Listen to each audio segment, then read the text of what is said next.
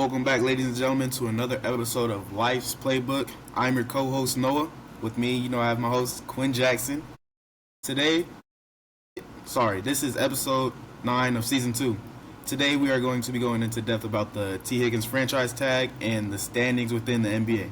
Quinn? You heard the man. We're gonna be talking about some NFL offseason things, some releases that y'all may not have kept up with, as well as the NBA standings and a little bit of NBA playoff talk, because the NBA there is about a month left of the regular season left before the playoffs. So why not talk a little bit of NBA playoff action?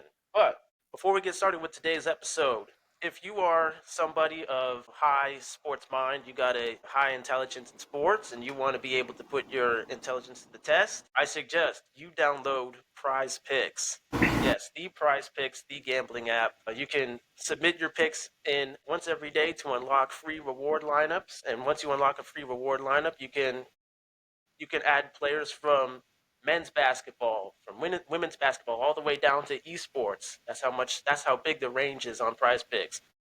You submit your pick, you can select the over or under on the whatever player you decide to go with, and then come game time, you can keep up with that player and see how your parlay is doing.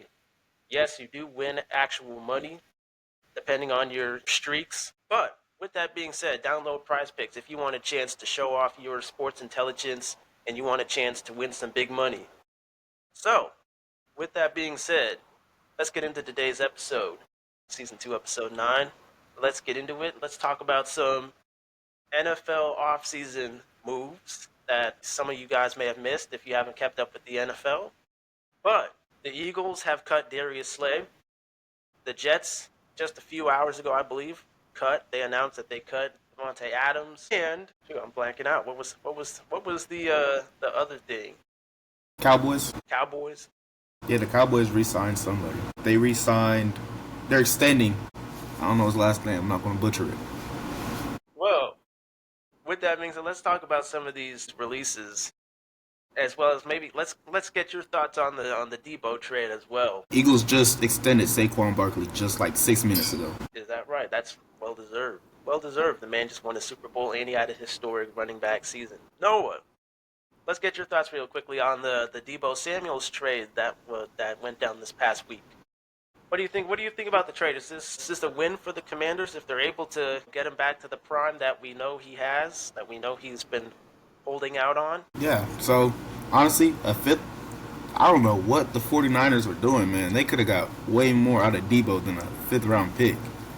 But the Commanders, their main receiver Terry McLaurin, they need extending in that wide receiver room. Debo Samuel, he's not really an older guy, but he's not really a younger guy. He still has some years left in him. I feel he could do a lot of good things with the Commanders, behind Jaden Daniels. And I do hope that Debo does good in Washington, because in San Fran, he had his breakout year, his rookie year, went to the Super Bowl. But then after that, he's low-key was like on a incline-decline sort of path with that, man. Last year, he didn't really put up numbers. The year before, kind of went down. But hopefully he could bounce back from what he was doing and get back to his old self with the Commanders. And as y'all may know, y'all already know my opinion on the Debo trade. I think it is a B+ trade if the Commanders are able to work things out with him and get him back to the prime that we know he has.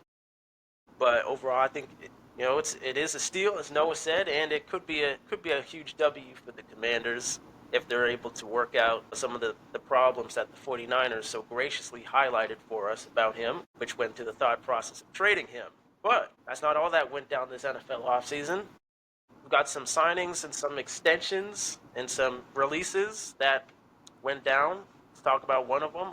The Eagles, the reigning Super Bowl champions, they just recently cut Darius Slay, their defensive back. Obviously, he's slightly on the older side, but he was there, and he did have an impact in the Super Bowl. So I'm kind of surprised that they would cut him. Kind of not surprised. I mean, again, he is a slightly older guy. He's a veteran. They're probably thinking to themselves that they could go out into the draft and draft somebody that's much younger that can provide pretty much the same things that he can provide. And obviously, Cooper DeJean and whatnot, he had a breakout year too in his rookie season too. So he kind of showed some big flashes too. My thought process behind their thought process, the Eagles' thought process in releasing him, is they're probably going to ride on Cooper DeJean a lot more after seeing his performance throughout his rookie season, and they're probably thinking to themselves they could probably get somebody a lot younger who's one, cheaper, and two, can provide pretty much the same assets as Slay could. But that's my thought process behind that release. Again, I'm surprised, but not at the same time because he is a slightly older guy. So yeah, I'm on the same thought process as you, man. They could go for a younger cornerback in the draft, or what they could do is bump Cooper DeJean over to corner. You know, he did have that pick against Mahomes in the Super Bowl, but it isn't really going to make or break their defense because the Eagles' defense is outstanding. You've seen what they did against the Chiefs. You know, the Chiefs had a pretty good offense, and yeah, that's my whole process on that. They could go for a younger guy, or they could go for someone in the free agency. We're just gonna see how it plays out with them. But wherever Darius Slay lands, he's still got some fuel left in the tank, and I think he can still be a reliable corner for whoever picks him up. So, with that being said, we got another release, another slightly bigger release than the Slay news, but Devontae Adams has been cut from the Jets. It is only a matter of time before the Jets, or I don't know if they've officially come out and released Aaron Rodgers yet, but if not, it is only a matter of time before he gets cut as well. But Aaron Rodgers' buddy from Green Bay, Devontae Adams, is cut. He's out of the building. Don't know where he's going to go. He is definitely an older guy. He's definitely, I would argue, past his prime. He's still reliable, don't get me wrong. He can still make an impact to whoever picks him up, but he is definitely on the older side. So I don't think his market is going to be as huge as it would have been maybe a couple years ago. But he is one of those other releases that went down in this offseason. Not really surprised. Obviously, the Jets, they have young talent at the receiver core as well. They're probably going to feed the ball a lot more to Garrett Wilson now that Adams is out of the building. And we know Garrett Wilson is that dude when he gets the ball. I'm kind of not surprised by this move. The Jets do need to start over pretty much on all positions. Not really surprised by this move at all. Devontae Adams, yeah, you're right. He's older. I've never been a Devontae Adams fan. My younger brother, he loved the Packers. He loved Devontae Adams when he was with them. But Devontae Adams, I've never been a fan, man. So with this release, he's not a bad player at all. It's just I didn't like his character. So where I think Devontae could land, you know, the Chiefs like signing older guys. I don't really understand why. They picked up DeAndre Hopkins, they picked up Marquise Brown. So I wouldn't be surprised if he lands with the Chiefs to try to get a ring. He deserves a ring, but I wouldn't be surprised if he goes there, man. I just hope he doesn't go where Rodgers goes because, you know, as much as they're a power duo in years past, I mean, it's no secret that both of those guys are. Rodgers is way out of his prime, and Adams is, you could argue, out of his prime as well. So those guys, they can still make impacts to wherever they go, and there are teams that do need a reliable veteran in their locker room. But I don't know if you want to take. I don't know if I was an organization right now, if I was in the NFL, if I was a GM, I don't know if I would want to take both of those guys, or if I'd want to get one guy and then be held hostage into getting the other guy. I don't know if I would want to take on that role, that mantle, just to have a coin flip of a season. It could go well, it could not go well. But again, like you said, they can both they're still great players. Both can still have an impact, but they are definitely both of them out of their primes, I would say, at this point in their careers. But with that being said, we got one more little piece of news from the NFL world before we move on to the NBA world. We got Super Bowl champion, well-deserved Super Bowl champion, by the way. Again, I was a little upset that this man did not get a touchdown in the Super Bowl, but he got an extension. Saquon Barkley, the running back Super Bowl champion for the Philadelphia Eagles. He had a very minor impact in the game, but it is expected because the Chiefs game plan for this dude. But he got an extension just a couple minutes ago. My buddy here, Noah, informed me.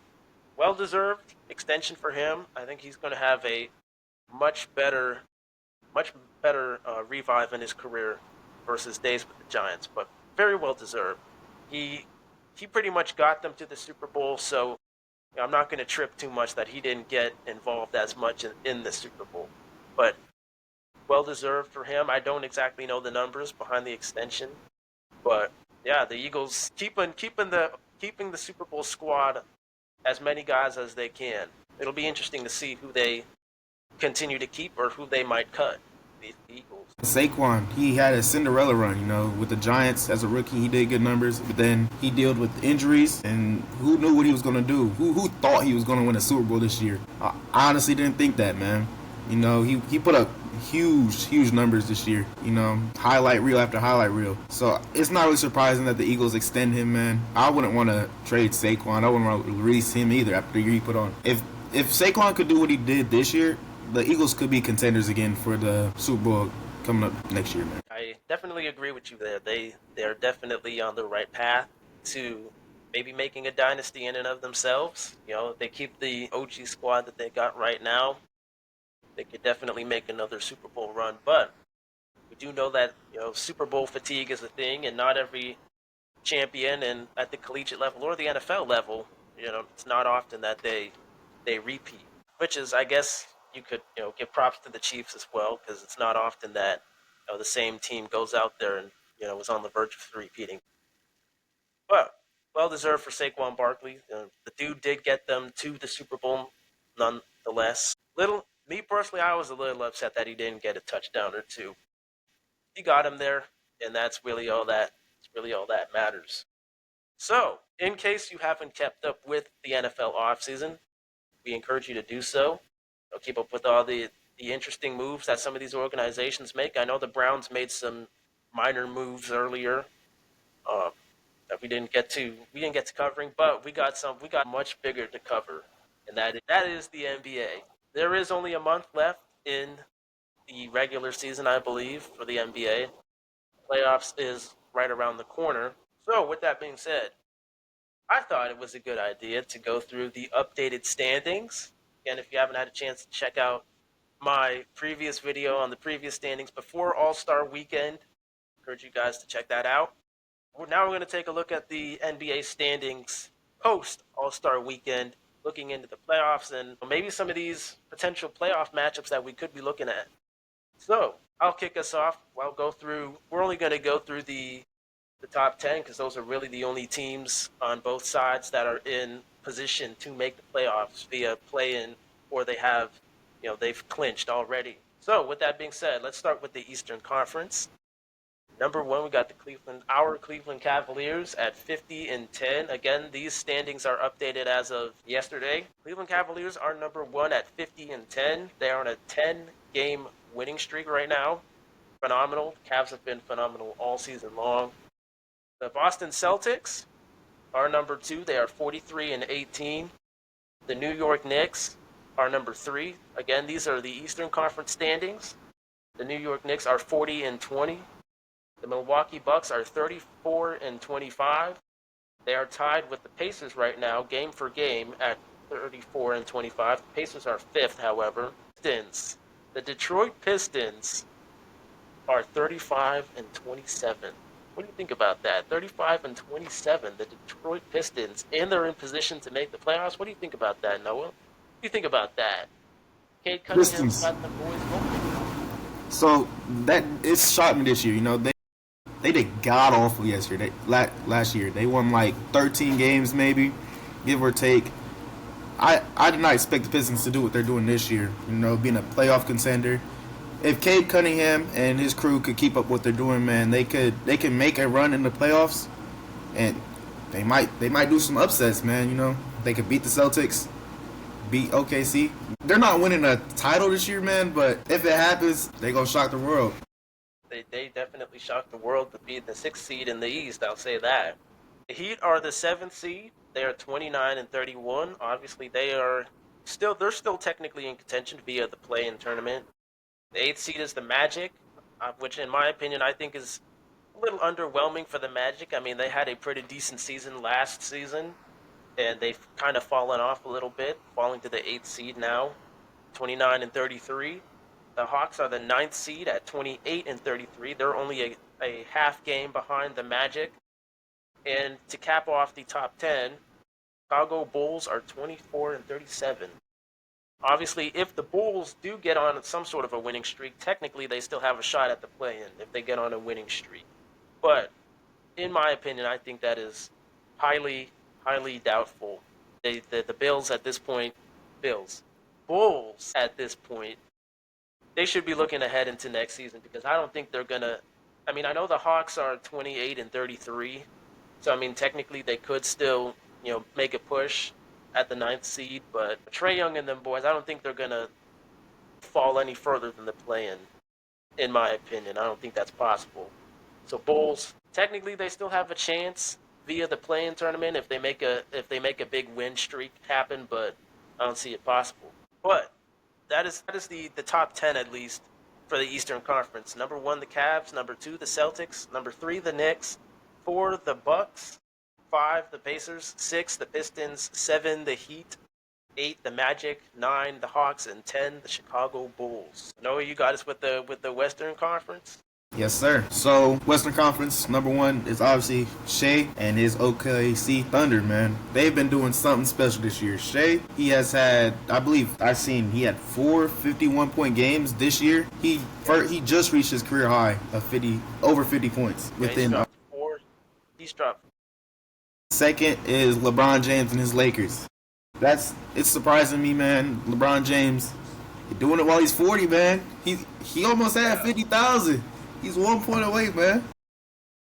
Three He can is technically still get it. He can technically still get it. oh, he's gonna get that, man. It's just 1 point. Three is Nikola Jokic and Denver Nuggets. I'm not surprised that they're top three, man. They've been contenders since they won the chip, man.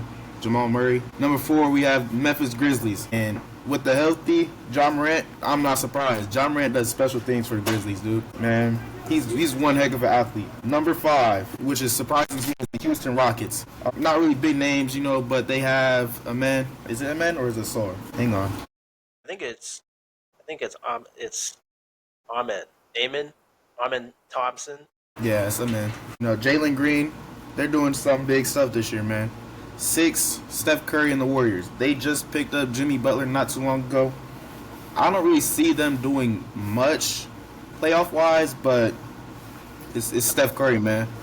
I mean, they have been cooking though since picking up Jimmy. They have been cooking, so who knows? Not too bad. Number 7 is the Clippers. It's Kawhi still on the Clippers, or did they trade him? He's still on the Clippers. Number 8 is the Sacramento Kings. Zach LaVine traded from the Bulls to the Kings. Number 9, Anthony Edwards and the Timberwolves. For them to be number 9 is honestly surprising to me, man. Anthony Edwards, he was doing special things for that team last year. A little bit of letdown this year, but it's not over yet. They're still in playoff contention. And number 10, the Mavericks. Kyrie Irving just got hurt, so Klay Thompson is washed. I don't see the I don't see the Mavericks doing nothing past that. Suns, they could come back. They can make playoff contentions if the Mavericks lose. I wouldn't be surprised. It's Kevin Durant and the Suns. What are your thoughts, man? That is true. I mean, KD, it is the Suns, and they are technically 4 games. They are technically 4 games behind the Mavericks. They're 28-33.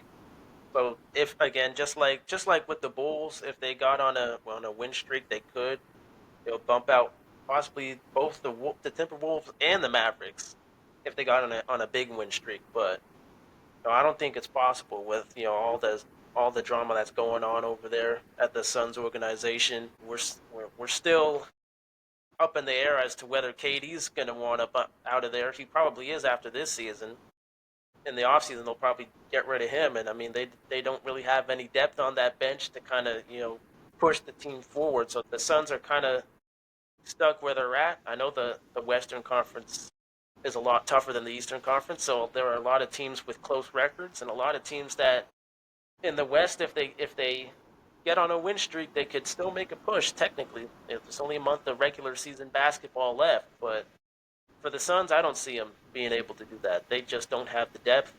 They got, stars on that team, and Devin Booker and Bradley Beal and KD sometimes that are inconsistent. They don't show up on certain nights.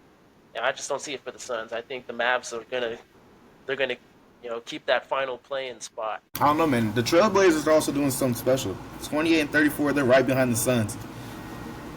You really think that the Mavericks are going to keep their ranking despite Kyrie getting injured? Well, they're definitely gonna lose some games now because, like you said, Clay is washed. I mean, I don't think he's the guy you want to depend on to keep your final playing spot. But I mean, the Suns are 4 games behind the Mavericks. Technically, they are 4 games behind the Mavericks. So the Suns would have to get on a win streak, and the Mavericks would have to, since the Kyrie injury, they'd have to kind of go on a losing streak in order for the Suns to be able to make a push. I mean, sure, the Mavs don't have all the pieces. I don't know if Daniel Gafford is back or not, and AD is still out, I believe. So again, the only superstar they got is Clay. He's washed. But at the same time, the Suns have 3 stars on their team that don't show up on a nightly basis, especially Bradley Beal. Like Yeah. I don't know why Bradley Beal. I don't know how we survived the last trade deadline. I mean, he's the most inconsistent out of the 3. So I think for that reason, and plus they have no depth on their bench. So I think the Suns are going to be the reason why they don't make a push because they really have nothing going for them at this point. They just like the Chicago Bulls, they should look ahead into next season. They got to get KD out of there. I would argue they got to start looking into getting Devin Booker out of there too, and just leave it up to Bradley Beal. See if he can get some pieces for Bradley Beal, and see if anything changes. But yeah, I think the Mavs. I think given how the Suns are looking right now, I think the Mavs can still hold on to that playing spot. I think they still can. Klay Thompson. He played 25 minutes in the game yesterday. Guess what? Guess how many points he put up in that game? Three points. Three. How do you put up 3 points in 25 minutes? Okay. I don't want to go too in depth about Klay Thompson, man, but for you to be you're supposed to take over for Kyrie. You're supposed to be the other all-star on a team of nobodies. But for you to put up 3 points, that's ridiculous, man. Yeah, that's ridiculous. He wanted out of Golden State so bad, but he's not putting up numbers. So honestly, he hasn't been the same. Good job to Golden State. Good job, man. He hasn't been the same.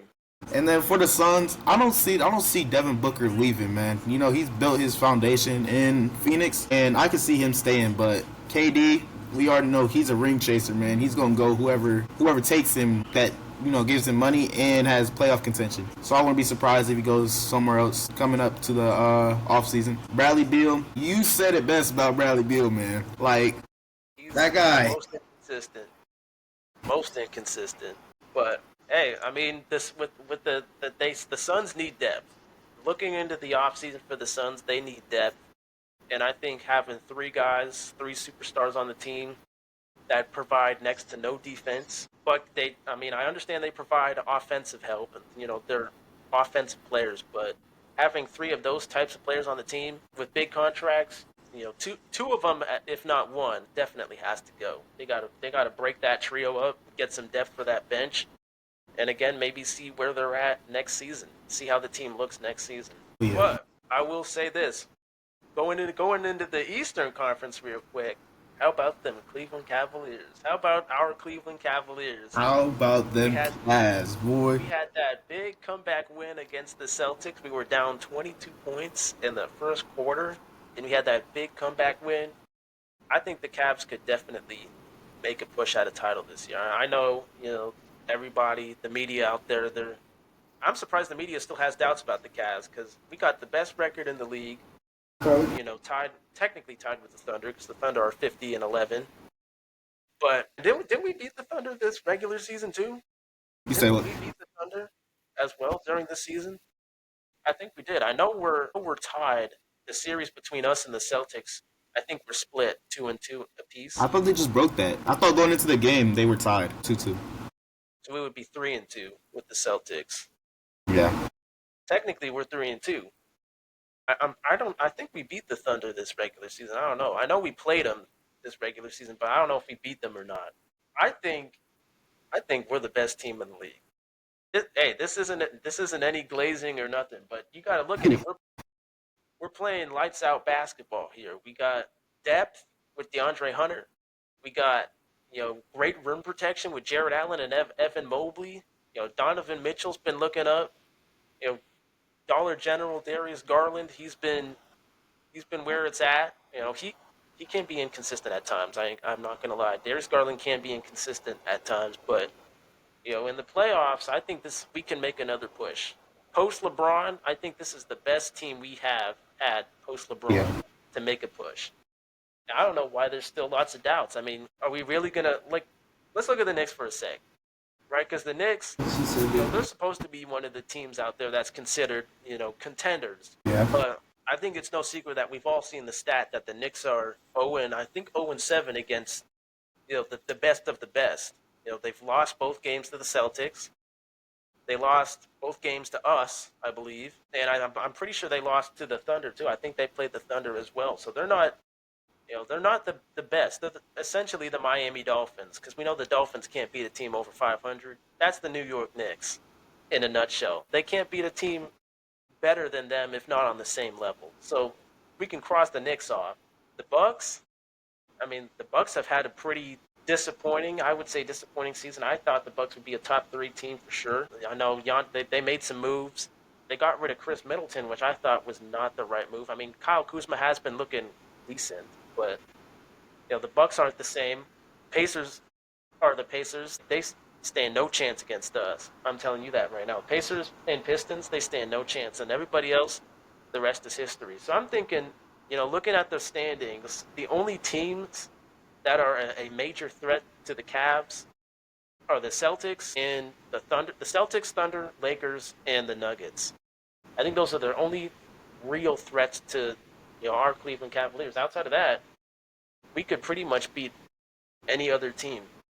Given a playoff matchup, we could pretty much beat any other team. So okay. So I'm gonna start from the beginning, and I'm gonna get back to what you just said about like who we should be concerned about. So Cavs before trade line, or at the trade line. I forget when they traded Karis LeVert, but they went out and got the guy that they needed to play their 3 position. That's who they needed. They already had Evan Mobley, they had Darius Garland, they had Jared Allen, they had Donovan Mitchell. They just needed that 3 to complete their 5, and they went out and they got him. And since then, they've been doing win streak after win streak. Of course you're gonna lose a game in between your win streaks. Like nobody's like, what's the word, invincible when it comes to basketball. It's rare to find a team that goes undefeated in the season. But they went out, they got the guy that they needed, And Celtics, bro. The Celtics. Every time we play the Celtics, man, I'm gonna be honest, man. When they played them the other day, I was like, yeah, this is the game that the Cavs lose. I was on the game. I was on Instagram. I seen we were down 25-3. I was like, yeah, I think it's cooked for the Cavs, bro. But then, I'm on the game. I'm just talking, and people are like, yo, the Cavs got that comeback. I'm like, word. So I get on my computer, I put the game. I'm like, oh yeah. So they come back. They make that win. And then, we play a game without, I think it was Donovan Mitchell, or was it Darius Garland? We're down one of our guards, and the guy that we traded for, what was his name? Trace Huntley. Yeah, He went out. He put up a big game against was it the Trailblazers? Yeah. I think the Trailblazers were the last game we just. Yeah, played. he put up 31 points that game, and. But didn't we go into overtime against the Trailblazers though? Yeah. I mean, I guess that's not a good look, but hey, everybody takes a night off. Yeah, we just came. It's all right though. The Cavs, they're still kicking, man. The Knicks used to be our kryptonite. We played them in the playoffs the other year. They swept us. I think it was 4-1 or 4-0. Disappointed, man. And so the Cavs, their playoff push, if they can stay consistent and healthy, then yeah, we can win a chip this year. But if Donovan Mitchell goes out or Jared Allen, one of our big guys, then it's going to cause problems in our playoff run. And now, for who I think could beat the Cavs, man, the Celtics obviously won. Thunder, it go either way with those games, man. I wouldn't be surprised, if we lose a couple games to the Pistons, because the last time we played the Pistons, I believe it was a close game. Darius Garland hit that half court. And maybe the Hawks. I don't know. The Rockets. The last game we played against the Rockets, I believe we lost to them. So the Rockets could be a good contender against us in the playoffs if they make it. Yeah, I think we got smoked twice by the Rockets. I think we got smoked twice by them. So yeah, I can definitely understand the Rockets being a problem, but you got to understand too. I mean, this is the playoffs. Some teams, like I said about in my NFL playoff prediction video, some NFL teams are built for the playoffs. Same thing with with these teams, man. Some teams when they get in the playoffs, they don't lose. And I definitely don't think we're going to get swept again. I don't think this Cavs team is going to let that happen again, but I do think there are some close series matchups between some of these teams that if we ever got into, they would be close. I do think they would be close for sure. This Cavs team is the best Cavs team we've probably ever had post LeBron. Post LeBron, probably the best Cavs team we've had yet. And honestly, if we don't at least make the Eastern Conference Finals, and whoever we face off against in the Eastern Conference Finals, if we don't at least make that series close, I mean, there's going to be a lot of question marks in the offseason about the Cleveland Cavaliers. There's going to be a lot of questions, from myself included too, because this is the best we've looked in a while. I mean, last year we looked good too, but like you said, we got swept by the Knicks. We got swept in the second round too by the Knicks. Yeah, Donovan Mitchell just won Player of the Month. It just came up on my feed. So if Donovan Mitchell keeps doing what he's doing, dude, we're destined for something great up there, you know? Yeah, we definitely are. Now let me ask you this. Let me ask you this: out of the Eastern Conference and out of the Western Conference, because in the NBA it's a little different than the NFL. Some of the lesser teams in the NBA, they can pull off upsets much more frequently than in the NFL. You kind of look at the seeding, and the Broncos were going to get smashed by the Bills in the wild card, which is what happened. But in the NBA, it's much different. Upsets happen much more frequently in the NBA, and especially in the playoffs. So let me ask you, who do you think from, let's say, top four, from 4 through 10 in the Eastern Conference and from 4 through 10 in the Western Conference, who do you think could pull off an upset against the top three, some of the top three teams in the West and the top three teams in the East? Who do you think, out of those sneaky teams, those play-in teams, who do you think could pull off an upset? So from teams, you said 4 and under? Yeah. So the Pistons, they can make some good, upsets against a lot of these great teams. Didn't the Wizards just beat the Celtics the other day? I think they did just beat a big team. I forget who it was. I'm not saying that they can make an upset, but if you lose to the Wizards, bro, what is going on with your team? That is true. I mean, the Wizards are... The Hawks have been known to make upsets against, the Cavs and other teams. So I wouldn't be surprised if the Hawks make an upset. I do believe that those are the only... I'm not counting the Wizards, bro. But the Pistons and the Hawks, they can make some good comebacks against these big teams in the Eastern Conference. And you got anything to say before I move to the Western? Well, I would agree with you for the most part. I mean, the Hawks and the Pistons, especially the Pistons. I mean, if the Pistons pull an upset in the playoffs, that might be their NBA Finals. Just pulling an upset. The Hawks, yeah, you are right. They are kind of notorious for pulling upsets in the playoffs. So I'm not, I agree with you there. I think the Pistons and the Hawks could do it. I will also throw in there that if the Heat or Magic, do end up pulling it through and they do get in, I think one of those teams could also pull an upset. But those two would be the only other team I would throw in there as well. Now, who do you think out of the Western Conference? Because we know the Western Conference is a much better conference than the East, and a lot of teams are a lot closer in records. Who do you think out of the top 4 through 10 out of the West could pull an upset against the top 3? The Rockets. So the Rockets are the biggest contenders to make upsets against anybody. They got young talent. They're a young team. How old is Dylan Brooks?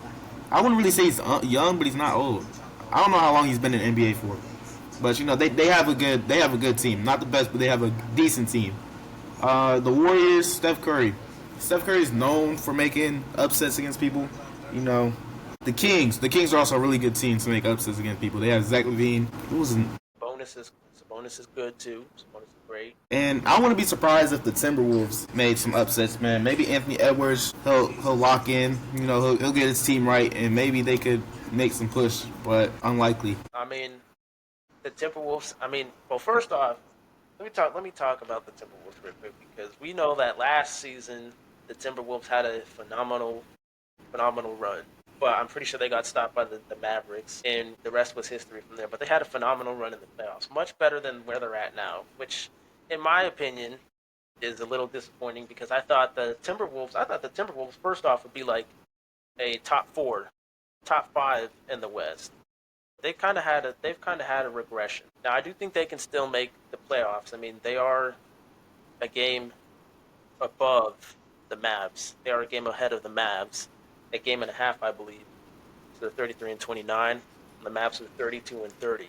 But I mean, if they got into the playoffs, they could make an upset. But with how the regular season has looked thus far, I mean, I don't know. I mean, they've just kind of been a little disappointing this far. Now, again, teams and certain NBA teams are built for the playoffs. Timberwolves are one of them. But I mean, to see them in a play-in tournament contention, let alone not being in the top four, I mean, I don't know. It raises eyebrows. It raises question marks about the Timberwolves. I do think they'll make the playoffs, though. Nonetheless, I do think they can still do it. But do I think they'll make an upset? I don't know. Now, what you said about the Rockets, that could definitely happen. Young, talented team, Jalen Green and them boys is cooking, but they could definitely pull off an upset. Warriors definitely could too. I'll agree with you there. I know the Warriors they've been hot recently with Jimmy buckets, and we know Jimmy buckets when he gets in the playoffs, he can definitely carry a team to the finals. And he's got Steph and Draymond to pair up with that. I think the Warriors could definitely be counted in still. I guess I would say the only other team I would throw in there too is probably either the Kings or the Clippers. I think Kawhi, bad knee having Leonard, I think he could still make a push. And as far as the Kings go, the Kings are the Kings. I think they could pull off an upset if the Kings have a chance. I think they could pull off an upset. It just depends on who they play. Same thing with the Clippers. Depending on who they play, I think they could also pull off an upset or not. But I do agree with you for the most part on the Rockets, the Wolves, and the Warriors. I think they've all three of those teams got a chance. They could definitely pull something off. But I am going to say this: I'm a little disappointed in the Timberwolves. I mean, falling to from being a top five last year to being top 10. I'm a little disappointed. I'm also a little. I'm not really disappointed in the Spurs, but I'm a little let down. Victor Wembanyama, he was doing great things this year, but then he got that injury. Chris Paul, he was helping out those young guys. If the Spurs not even being in playoff contention, it hurts a little bit, man, because that's a team that deserves it. They put that work in. They showed that they could be a top 10 team in the NBA, but injuries kill these players, man. Injuries have killed the Spurs. I will agree with you on that. And they went out and got De'Aaron Fox too. And I'm not saying he's been mid since he got there, but he certainly hasn't had a lot of great games that the media thought he would have. But I mean, there is always next year for the Spurs once they get a healthy Victor Wembanyama back. Chris Paul is Chris Paul if he stays. And if De'Aaron Fox can finally find his footing over there, I think they could definitely be a top 10 team next year. But with that being said, this has been season 2, episode 9 of the Life's Playbook podcast. You heard it from the best. What we think about the playoffs. Some of the teams that could make runs, some of the teams that could not make runs. Let us know in the comments below if you think your favorite team has a chance to get in, let alone win a chip. So, with that being said, also let us know about the NFL offseason, what you think on some of the moves that the Eagles made and the Commanders made. Also, reminder to keep an eye out for where Brandon Ayuk lands because he is also on the trade block next for the Commanders. So, keep an eye out for where he lands. But with that being said, we'll catch you guys Thursday for season 2, episode 10. Till then, peace out.